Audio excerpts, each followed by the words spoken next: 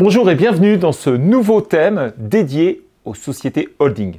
Je m'appelle Patrick, je suis le cofondateur de Doux, je suis expert comptable. Place au holding.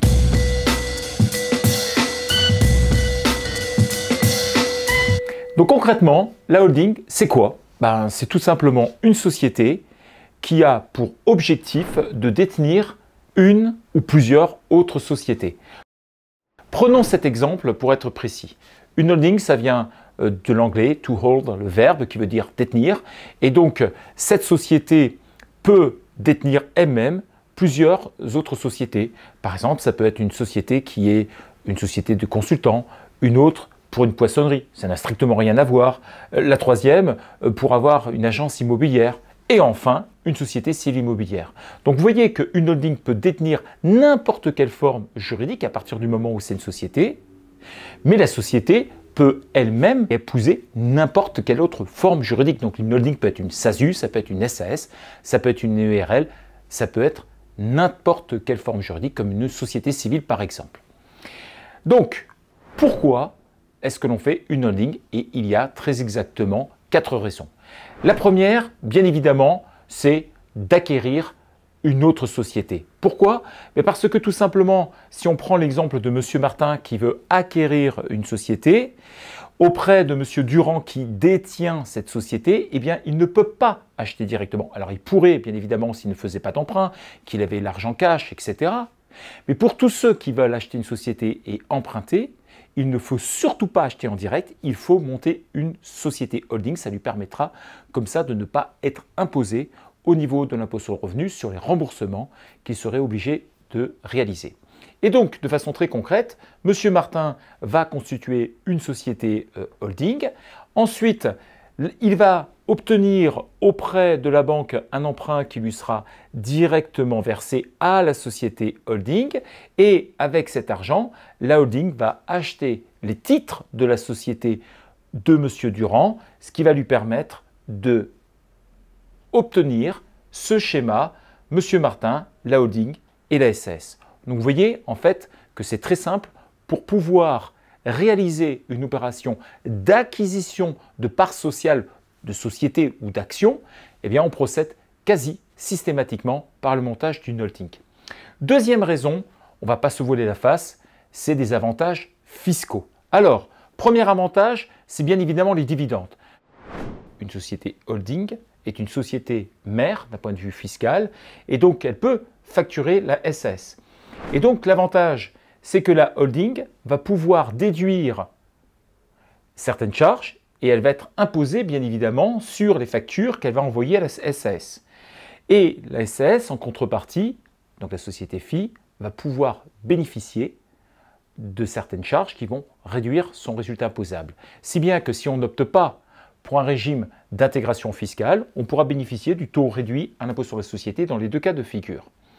Deuxièmement, la SAS peut remonter auprès de la société holding des dividendes. Ces dividendes ayant déjà été taxés ici, ces dividendes remontent quasiment gratuitement en matière de fiscalité. Pour vous donner un ordre d'idée, si je remonte de la SAS à la société holding 100 000 €, je serai imposé sur une base de 5%, ce qui devrait faire à peu près 750 € d'impôt sur les sociétés au maximum. Deuxième avantage, au niveau fiscal toujours, la cession de la filiale. Donc concrètement, on suppose que j'ai une société holding qui détient elle-même cette SAS et puis je décide de vendre la SAS à quelqu'un d'autre. Que se passe-t-il? Eh bien, je me sépare, la SAS n'existe plus et l'avantage, c'est que l'argent qui va arriver au sein de la société holding sera, lui, quasi exonéré, sauf 12%. Pour faire très simple, vous avez décidé, par exemple, de vendre votre société 1 100 000 €, la même société que vous aviez acheté quelques années auparavant 100 000 €, votre plus-value est de 1 million d'euros, seule une base de 120 000 € sera imposable au taux de 15 et au taux normal, donc 26,5 ou 25, selon que vous êtes en 2021 ou en 2022. Maintenant, la troisième raison pour laquelle on peut constituer une société holding, c'est pour augmenter son patrimoine. Voyons voir ça de tout de suite. concrètement, on suppose que M. Martin veut acquérir une société civile immobilière pour acquérir de l'immobilier. Le problème est toujours le même. À partir du moment où M. Martin essaye de sortir de l'argent de sa société, eh bien, il va y avoir une grande déperdition de cet argent. On va prendre cet exemple. Dans ce cadre-là, M. Martin, qui alloue 100 € à sa société pour pouvoir les transformer, eh bien, il n'y aura que 53 € au final. Pourquoi? Parce que 38 € auront été mangés par les charges sociales malgré l'économie d'impôt sur les sociétés et lui-même devra s'acquitter d'impôt sur le revenu. Dans le cas d'une société holding, on a 100 € et on peut en avoir 85. Moralité de l'histoire, si on veut sortir 100 000 € pour apporter à une société civile immobilière, eh bien il en coûtera 189 000 € dans le cadre de l'absence d'une société holding, c'est-à-dire qu'une SCI serait détenue en direct et non pas par le biais d'une holding. Et lorsqu'on constitue une holding, eh bien on peut arriver à un résultat beaucoup plus important, c'est-à-dire 117 000 €, c'est-à-dire une économie qui est bien plus substantielle. Maintenant, la quatrième raison, c'est bien évidemment la transmission. Alors on va aller si vite quand même sur ce point-là. Je prends l'exemple de M. Martin qui détient 100%, il touche les dividendes. Il a plusieurs solutions pour transmettre. Première solution, il peut tout simplement donner à ses enfants, que l'on représente ici, on leur donne la nue propriété. Pourquoi? Parce que le jour où M. Martin viendra à décéder, eh bien, l'usufruit reviendra au nu propriétaire. L'avantage, c'est que M. Martin peut continuer à percevoir l'usufruit de ses dividendes tout au long de sa vie et ses enfants, eux, détiendront la nue propriété. C'est un avantage majeur et ça peut véritablement être une opportunité pour les personnes qui souhaitent transmettre leur patrimoine. Alors on pourrait rentrer dans plus de détails, notamment avec la loi Dutreil.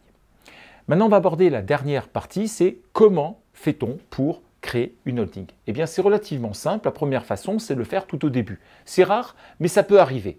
Monsieur Martin crée d'abord la société holding, puis il décide ensuite d'apporter et de créer une autre société. Donc, il y aura une détention de la holding vers la société fille. Deuxième façon, celle que l'on voit le plus fréquemment, c'est au cours de la vie de la société. Ça veut dire que le cas de M. Martin, il a eu sa société, tout s'est bien passé, puis il se dit « Tiens, j'ai écouté les webinaires de Patrick et je vais décider de faire une société holding ». Comment fait-il? Eh bien, c'est relativement simple. On a déjà cette détention de la SAS et là, il a deux possibilités. Soit il fait ce qu'on appelle un apport des titres, c'est-à-dire que les titres qu'il détenait vont être apportés à la société holding et dans ces cas-là, la société holding, pour le récompenser de sa générosité à lui avoir apporté ses titres, lui apportera et lui donnera ses propres titres. Ou, deuxième possibilité, lorsque la SAS, ça fait pas si longtemps qu'elle est constituée, on ne s'embête pas la vie, on fait une cession des titres s'il n'y a pas de plus-value et comme ça, le tour est joué, on arrive justement à exactement le même résultat, à savoir M. Martin, la holding et la SAS. Voilà, je tenais à vous remercier d'avoir suivi ce séminaire dédié aux sociétés holding et je vous dis à très bientôt sur une nouvelle vidéo. Au revoir.